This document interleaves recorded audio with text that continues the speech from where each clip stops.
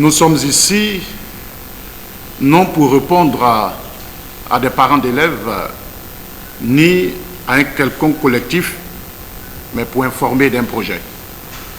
Vous savez, l'Église a son modus vivendi, sa manière de vivre, et a son modus operandi, sa manière d'opérer.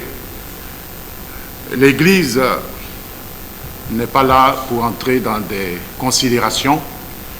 Je suis là simplement pour informer que l'archevêché d'Abidjan, voilà, dont je suis le chargé de communication, a plusieurs projets et que l'un des projets intitulé « Notre Père » sera bâti autour du sanctuaire eucharistique Saint-Paul du Plateau et de son presbytère.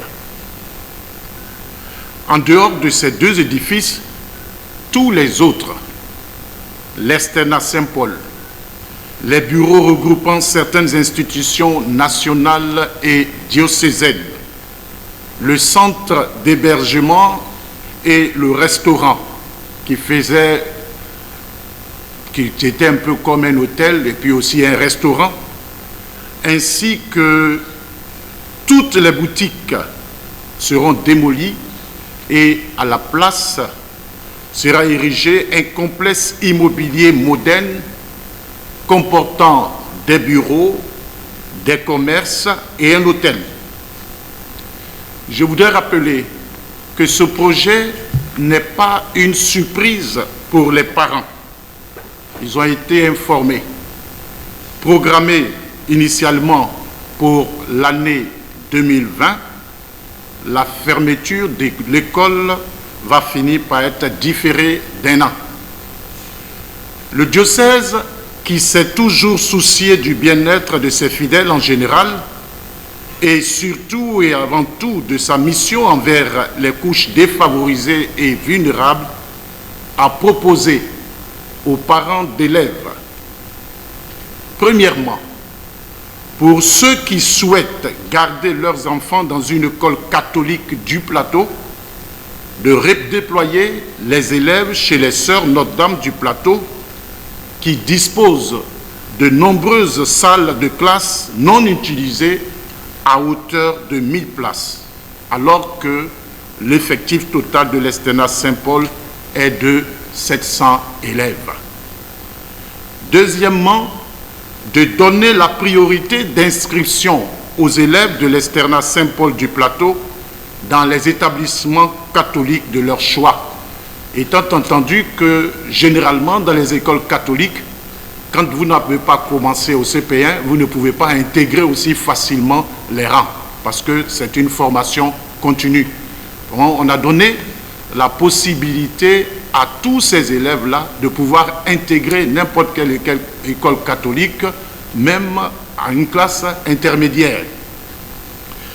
Deuxièmement, d'ouvrir progressivement l'Externat Saint-Paul à Fayal, jeudi 2000, dont nous avons le permis de construire. Je vais vous le présenter. Nous voulons ici et maintenant saisir l'occasion pour féliciter et remercier les parents qui, ayant compris la vision de l'évêque, y ont adhéré. Nous invitons les parents qui hésitent encore à s'inscrire dans cette vision, à souscrire aux positions, aux propositions et solutions du diocèse dans un délai raisonnable. Vous conviendrez avec moi que si on ne le fait pas vite, que les classes sont déjà au nombre, ce sera difficile. Donc ce que nous disons, c'est qu'ils le fassent dans un délai raisonnable. C'est le lieu de rappeler ce que son éminence Jean-Pierre Cardinal Coutois a répété lors de la pose de la première pierre du cours secondaire catholique Marcel Callot. L'intelligence ne saurait résider dans les murs d'une école, mais dans la conscience professionnelle des enseignants, des élèves et de l'encadrement des parents.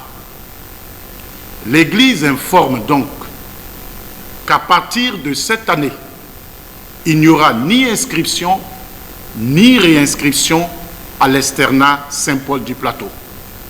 En tout état de cause, le diocèse d'Abidjan ne reviendra plus sur sa décision. Prennent bien les choses.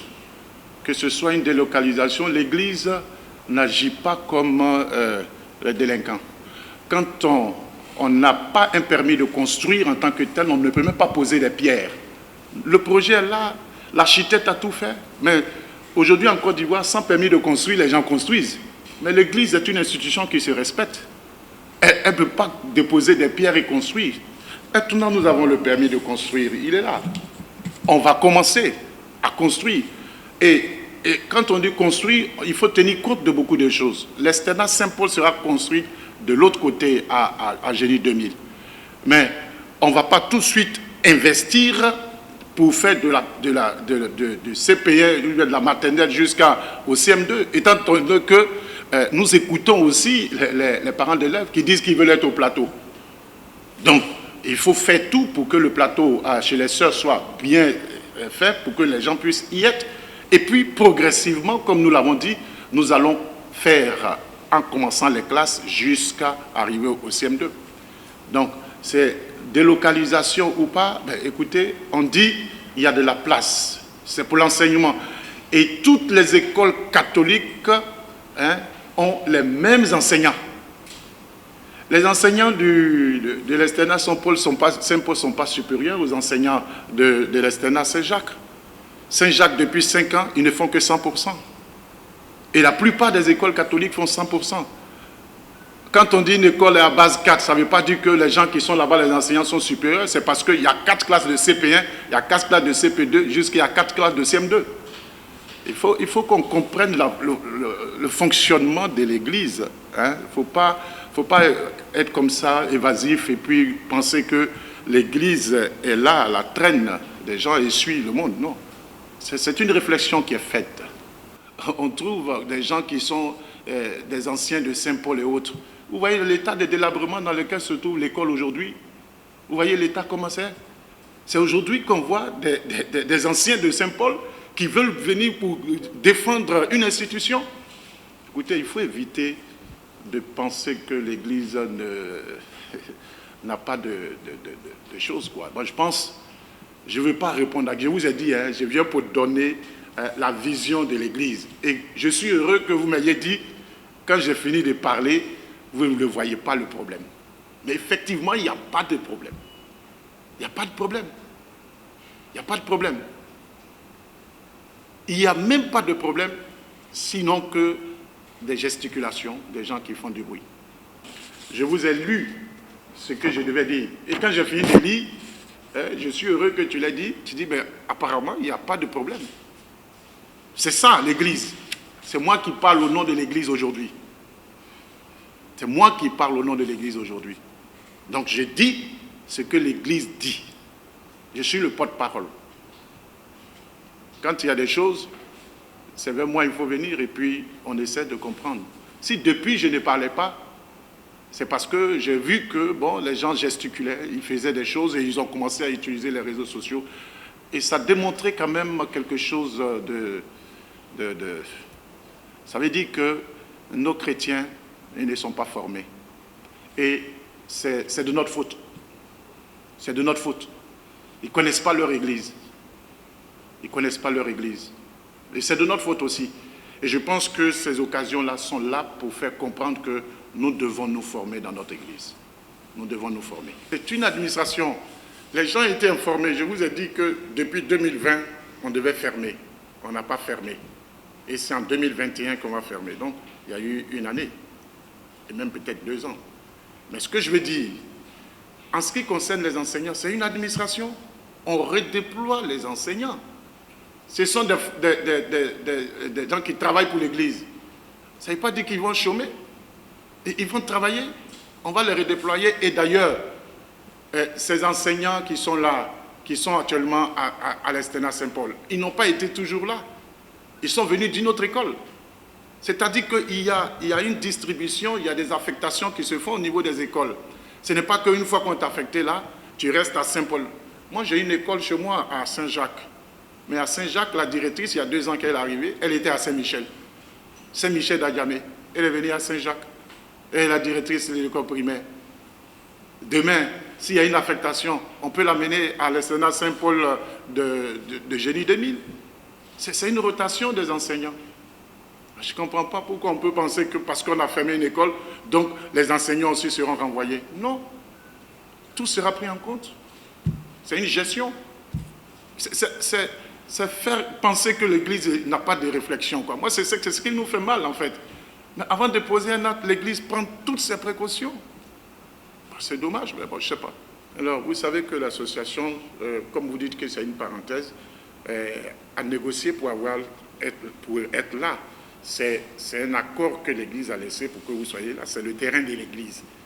Et on a fait, c'est la FENAPEC, c'est ça, qui a un terrain là-bas. C'est parce qu'ils ont négocié pour avoir un terrain que l'Église a permis qu'ils construisent.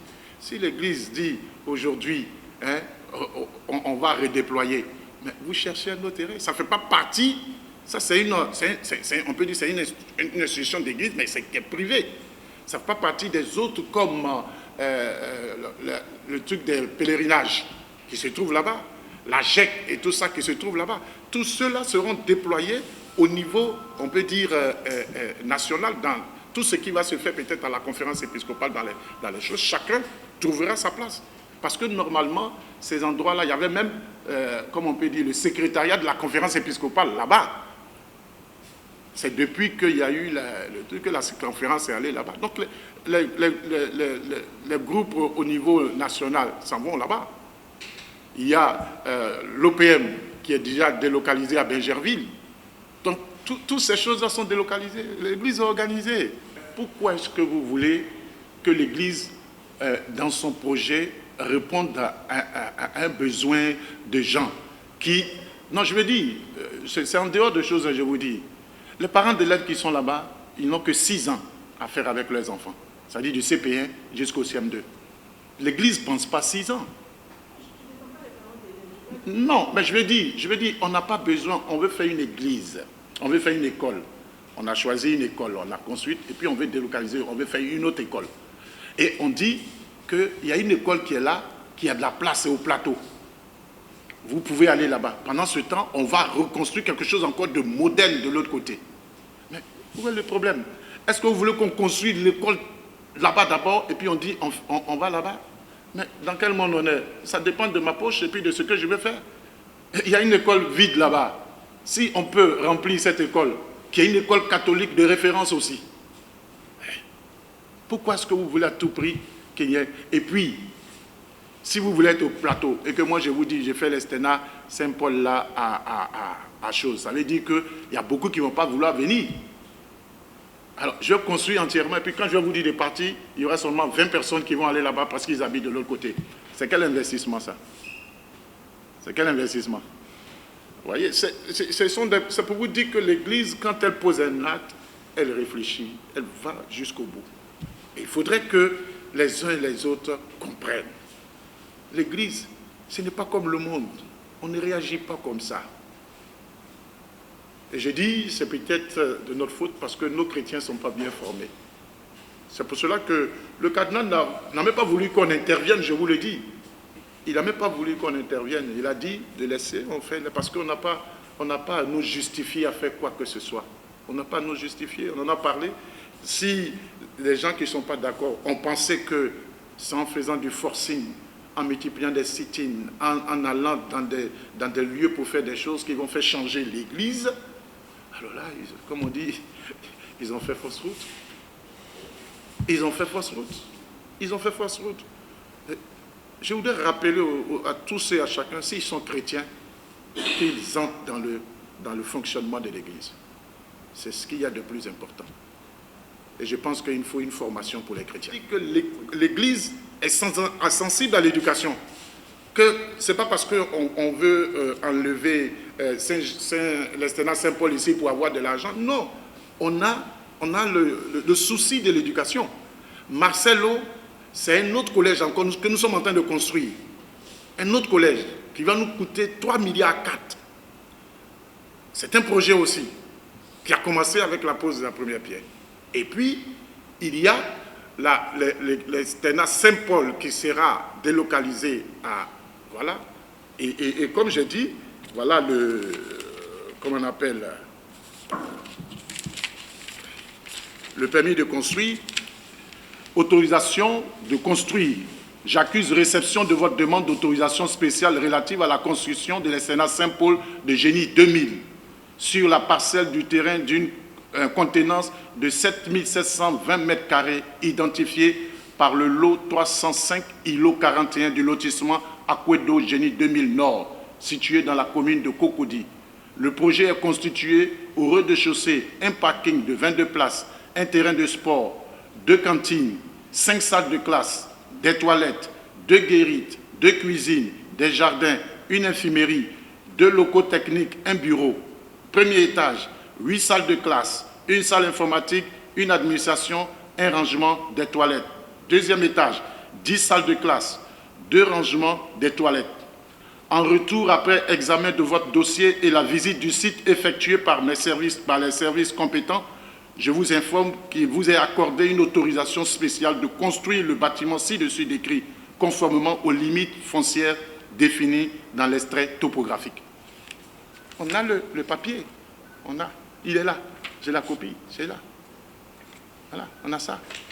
Ce n'est pas que, on n'a pas voulu, tant qu'on n'a pas un papier, on ne construit pas. Et l'Église est organisée. Alors, qu'on dise, oui, on n'a pas de permis de conduire, de construire, c'est pour cela que...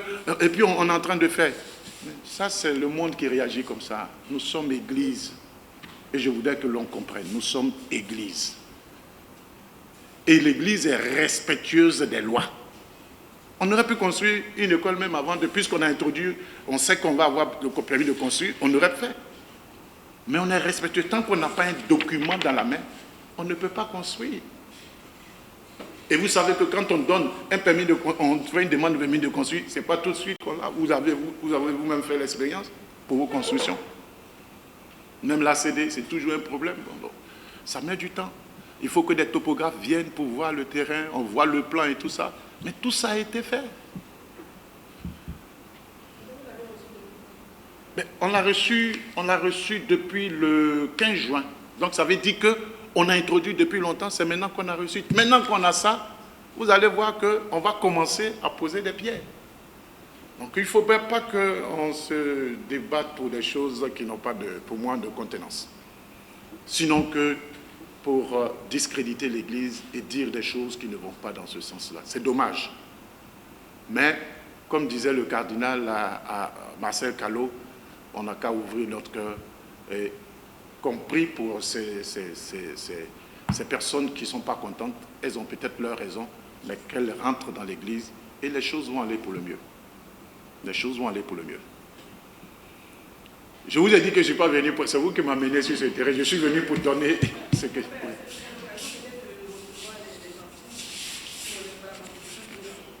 Quels anciens?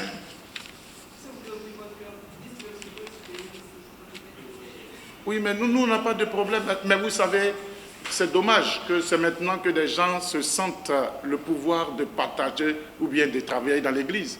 Il ne faudrait pas qu'il y ait des problèmes pour qu'on puisse travailler dans l'Église. Si chacun est chrétien sur sa paroisse, mais il se sent concerné par ça. Aujourd'hui, maintenant, je ne veux pas en parler, parce que je suis venu pour lire ce que le cardinal a dit, et puis sinon après on va me dire que j'ai trop parlé. J'ai trop parlé. Mais je dis, nous on a décidé, c'est fermé, il n'y aura pas d'inscription. Et les travaux vont commencer. Mais quand tout sera prêt, ça va commencer. Il n'y a même pas de problème pour ça. Nous sommes propriétaires. Et nous pouvons faire du lieu ce que nous voulons. Nous sommes propriétaires. Vous avez quitté l'école depuis combien d'années? Il n'y a pas eu d'association d'anciens de choses. C'est aujourd'hui qu'il y a des anciens qui sortent. Et quand vous sortez, c'est pour une revendication, c'est pour faire... voilà, je ne sais pas. Bon. Je vous remercie d'être là, mais je voudrais vraiment que vous en teniez, au moins je vous ai mis dans le contexte, mais que vous en teniez à ce que je vous ai dit, c'est ça. Voilà. J'ai voulu bien répondre à vos préoccupations, mais l'essentiel c'est ça. Puisque M. Gaumont m'a dit que quand j'ai fini de parler, apparemment il n'y a pas de problème, c'est que je pense que vous avez compris. Vous avez compris. En tout cas, sur ce, je voudrais vous remercier grandement et vous dire que l'Église est au service du monde. L'Église n'est pas là pour frustrer des gens, pour faire du mal aux gens. On pense éducation, on pense social, on pense, comment on appelle, bonheur. Et l'Église est, je pense, première dans cela.